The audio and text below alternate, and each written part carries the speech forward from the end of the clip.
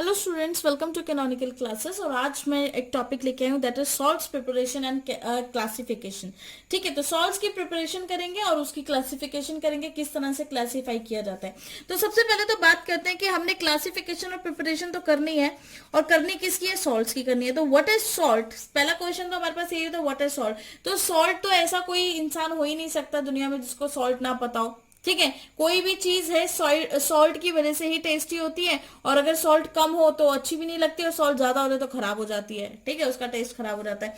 तो सॉल्ट एक ऐसा इंग्रेडिएंट है which is found in each and every kitchen. हर एक के घर की किचन में आपको सॉल्ट मिलेगा ही मिलेगा। तो अगर हम इसके केमिकल फॉर्मूले की बात करें, इसका जो केमिकल फॉर्मूला है दैट इज NaCl। क्या है? NaCl। और इसको किस नाम से जाना जाता है? Sodium chloride.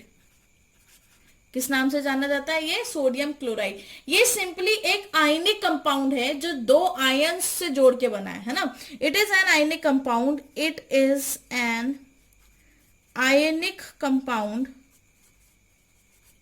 ये एक आयनिक कंपाउंड है मेड अप ऑफ, जो किससे बना है? आयन से मिलके बना है ना। Made up of positively made up of positively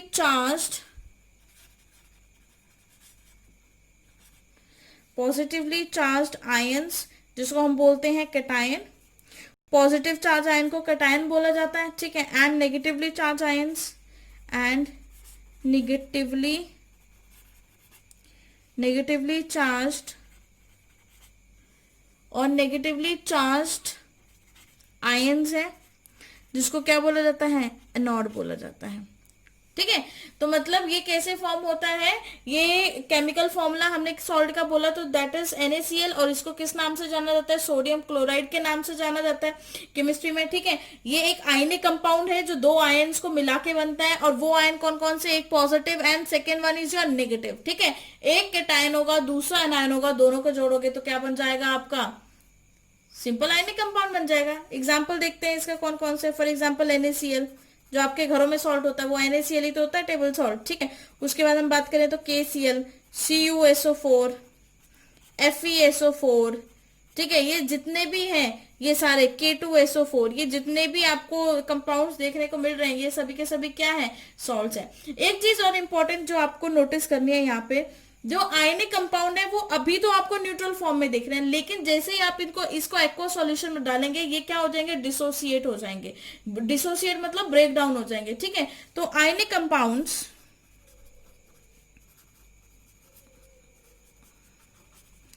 dissociate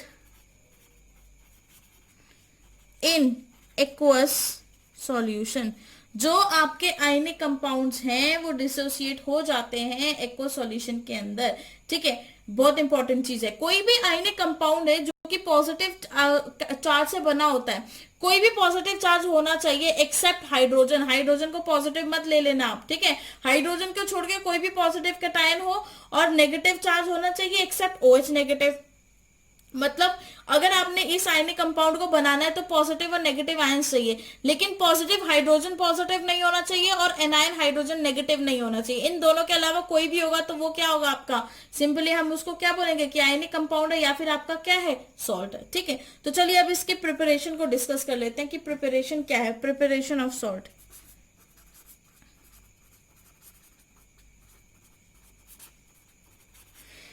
salt को किस तरह से प्रिपेयर किया जाता है?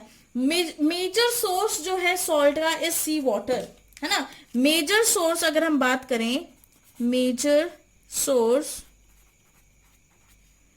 Of salt is sea water. ठीक है, मेजर सोर्स जो है आपके इसका सॉल्ट का वो क्या है? आपका सी वाटर है। सेकंड बात अगर हम करें कि बहुत सारे सॉल्ट हमें रॉक्स एंड मिनरल्स में भी फाइंड आउट होते हैं ना। Many salts are found in many salts are found in, कहाँ कहाँ मिलते हैं? Rocks and minerals. Rocks and minerals. बहुत सारे सॉल्ट्स कहाँ कहाँ मिलेंगे आपके? रॉक्स में, मिनरल्स में मिलेंगे। ठीक है, फॉर एग्जाम्पल देख लेते हैं कौन कौन से होते हैं, जैसे कि वॉशिंग सोडा, वॉशिंग सोडा, है ना। आपके जो मार्बल्स होते हैं, लाइम स्टोन बोलते हैं जिसको, है ना, लाइम स्टोन, ये सभी क्या है आपके सॉर्ट ऑफ सॉल्ट्स ही है, एक्सेट्रा। और अगर बात करें तो थर्ड थर्ड हम अगर इसके सोर्स की बात करें तो इसको हम लैब्स के अंदर भी प्रिपेयर कर सकते हैं, ठीक है। Most of the salts are prepared in labs, most of the salts are prepared in labs.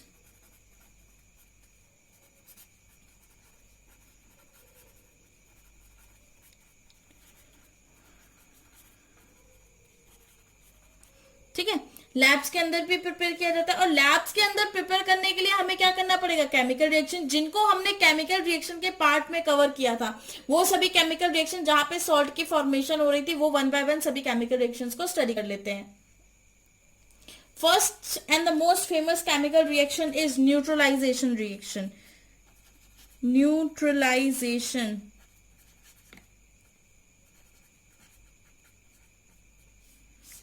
Reaction. तो देखिए व्हाट इज न्यूट्रलाइजेशन रिएक्शन, जब कोई भी एसिड किसी भी बेस के साथ रिएक्ट करता है तो जो प्रोडक्ट बनता है वो हमेशा सॉल्ट प्लस वाटर ही बनेगा।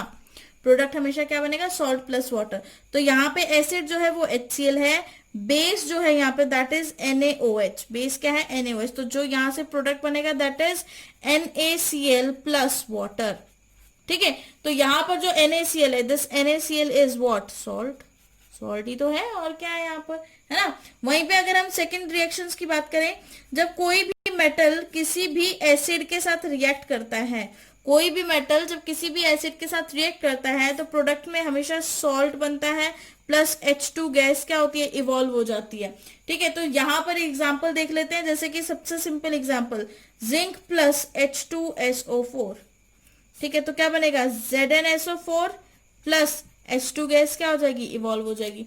तो यहाँ पे जो ये ZnSO4 है, ये क्या है आपका, सॉल्ट, ये क्या है आपका, सॉल्ट है। नेक्स्ट एग्जांपल देखें तो मेटल कार्बोनेट्स, मेटल कार्बोनेट्स,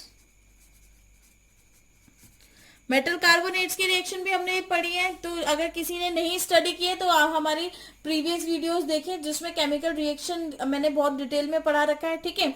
तो वहां से आपको पता लग जाएगा मेटल कार्बोनेट्स होते क्या है और उनकी रिएक्शन जो है वो एसिड के साथ क्या प्रोडक्ट प्रोड्यूस करती है, ठीक है। मेटल कार्बोनेट जब भी एसिड के साथ रिएक्ट करता है तो आपके पास प्रोडक्ट क्या बनता है, salt plus CO2 plus H2O। हमेशा याद रखेंगे जब भी हमारे पास रिएक्टेंट वाली साइड में कार्बोनेट आ जाता है तो प्रोडक्ट में हमेशा CO2 की फॉर्मेशन होती है, और अगर प्रोडक्ट वाली रिएक्टेंट वाली साइड में CO2 को ऐड करोगे तो हमेशा कार्बोनेट की प्रोडक्शन होगी, ठीक है। ये एक दूसरे के वाइस वर्सा है। अगर यहाँ पे कार्बोनेट आ रहा है तो यहाँ CO2 आ गया, यहाँ अगर कार्बोनेट आ रहा है तो इसका मतलब यहाँ पर पहले क्या होगा, CO2 होगा, ठीक है। एग्जांपल देख लें इसका, Na2CO3 sodium carbonate plus HCl, तो जो प्रोडक्ट बनेगा that is NaCl plus CO2 plus H2O, water molecule, ठीक है। उसी तरह से नेक्स्ट और एक और रिएक्शन ले लेते हैं, जिससे एक और रिएक्शन जिससे हम यहाँ पे प्रोडक्शन कर सकते हैं। किसकी प्रोडक्शन करनी है, हमें सॉल्ट की प्रोडक्शन करनी है, that is metal hydrogen carbonate, metal hydrogen carbonate. Metal hydrogen carbonate को जब आप एसिड के साथ रिएक्ट करवाते हो, मेटल हाइड्रोजन कार्बोनेट जब एसिड के साथ रिएक्ट करता है तो प्रोडक्ट हमेशा क्या बनता है, मेटल सॉल्ट प्लस CO2, हमेशा प्रोडक्ट क्या बनेगा आपका, metal salt plus CO2। For example sodium hydrogen carbonate NaHCl3, फिर से आपको रिएक्टेंट में कार्बोनेट मिल गया तो प्रोडक्ट साइड पे क्या रिलीज होगा, CO2 रिलीज होगा, है ना। तो इसमें HCl ऐड करो तो प्रोडक्ट क्या बनेगा, NaCl plus CO2 plus H2O, ये क्या है आपका प्रोडक्ट फॉर्मेशन होगी, ठीक है। उसी तरह से नेक्स्ट एक और केमिकल प्रॉपर्टी पढ़ लेते हैं इसकी, और किस तरीके से हम इसको प्रिपेयर कर सकते हैं। मेटल ऑक्साइड के, मेटल ऑक्साइड में अगर हम एसिड डाल दें, मेटल ऑक्साइड, ऑक्साइड, ठीक है, इसमें हम क्या ऐड कर दें, एसिड ऐड कर दें। मेटल ऑक्साइड में एसिड ऐड करेंगे तो क्या बनेगा, सॉल्ट प्लस H2O, वाटर बनेगा, है ना। तो सॉल्ट प्लस H2O, तो एग्जांपल देखो मेटल ऑक्साइड का, कोई भी सोडियम ऑक्साइड ले लो, एसिड ले लो, HCl, तो प्रोडक्ट क्या बनेगा, NaCl plus water, isn't it, NaCl plus water, ये आपका प्रोडक्ट बन गया, ठीक है। नेक्स्ट रिएक्शन अगर हम ले लेते हैं, अभी हमने मेटेलिक ऑक्साइड ले लिया, अब हम नॉन मेटेलिक ऑक्साइड ले लेते हैं। नॉन मेटेलिक जो नॉन मेटेलिक ऑक्साइड है, ठीक है, उसमें अगर आप नॉन मेटेलिक ऑक्साइड में अगर आप क्या ऐड करोगे, सिंपल बेस ऐड करोगे, ठीक है, क्योंकि ये खुद ही एसिड है, ये मतलब इटसेल्फ इज एसिड। जितने भी मेटेलिक ऑक्साइड होते हैं वो बेस होते हैं, नॉन मेटेलिक ऑक्साइड क्या होते हैं, एसिड होते हैं।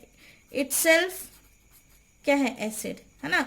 तो हम यहाँ पे एसिड नहीं लिख सकते। यहाँ पे बहुत सारे बच्चे कंफ्यूज हो गए होंगे कि सारी जगह तो एसिड एसिड एसिड यूज किया, लेकिन यहाँ पे क्यों बेस यूज कर दिया। क्योंकि बेटा ये क्या है, ये खुद ही एक एसिड है ना, ये खुद एक एसिड है, तो उसको न्यूट्रलाइज करने के लिए बेस चाहिए। वहीं पे मेटल ऑक्साइड जो था वो क्या था, बेस था। क्या था, बेस था। और उस बेस को न्यूट्रलाइज करने के लिए क्या चाहिए आपको, एसिड चाहिए, ठीक है।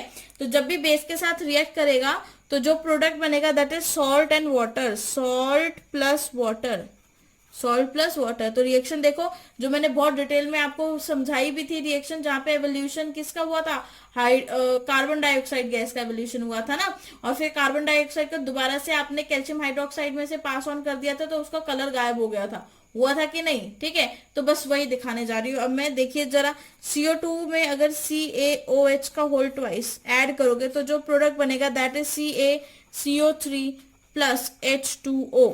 This is your product. क्या प्रोडक्ट बना, CaCO3 प्लस H2O, ठीक है। तो ये कुछ तरीके थे जिनसे हम क्या कर सकते हैं, प्रिपेयर कर सकते हैं, अपनी केमिकल रिएक्शन की हेल्प से प्रिपेयर कर सकते हैं हमारे सॉल्ट्स को।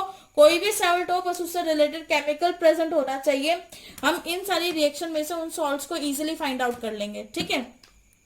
और नेक्स्ट वीडियो इसी का सेकंड पार्ट होगा, जहां पे हम क्लासिफिकेशन ऑफ सॉल्ट स्टार्ट करेंगे।